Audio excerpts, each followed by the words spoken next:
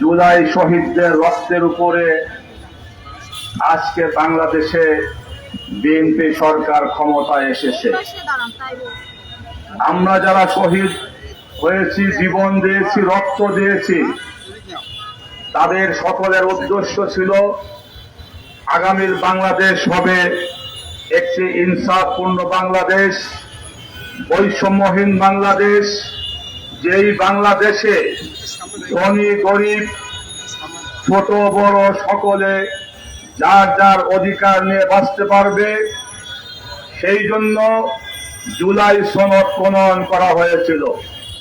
জুলাই সনদ বাস্তবায়নের জন্য জনগণ 70% মানুষ হায়ের পক্ষে ভোট দিয়েছিল, অর্থাৎ জনগণ এই রায় দিয়েছে সরকারকে সংবিধান সংস্কার কমিটি করে দেশের একটি আমূল পরিবর্তন করার জন্য। কিন্তু আমরা দেখলাম বিএনপি জাতীয় সংসদে তাদের 2/3 মেজরিটি পাওয়ারে তারা জনগণের 70% ভোটের তোয়াক্কা না করে তারা সংবিধান সংশোধন কমিটি একতরফা তারা করেছে। আজকের এই সমাবেশে আমরা সরকারের এই সংবিধান সংশোধন কমিটি প্রত্যাখ্যান করি।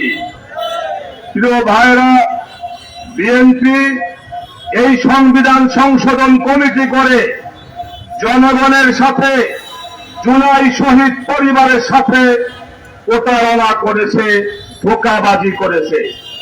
এমনিভাবে আপনারা দেখেছেন বিএনপি তাদের রাষ্ট্র মেরামত করার যেই 31 দফা দাবি তারা দিয়েছিল, ওই 31 দফার মধ্যে প্রথম দফা ছিল তারা ক্ষমতায় গেলে জনগণের অধিকার আদায়ের জন্য সংবিধান সংস্কার কমিশন গঠন করবে।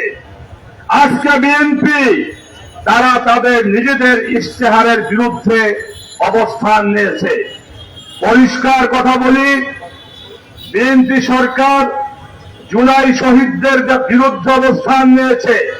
শুধু তাই নয়, সরকারের উচিত ছিল জুলাই শহীদদের জনগণের প্রত্যাশা পূরণ করা।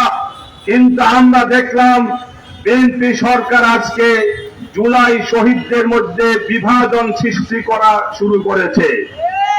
আমরা বিএনপি এই ধরনের ন্যাক্কারজনক প্রতারণা এবং ধোঁকাবাজি আমরা এর তীব্র নিন্দা করি।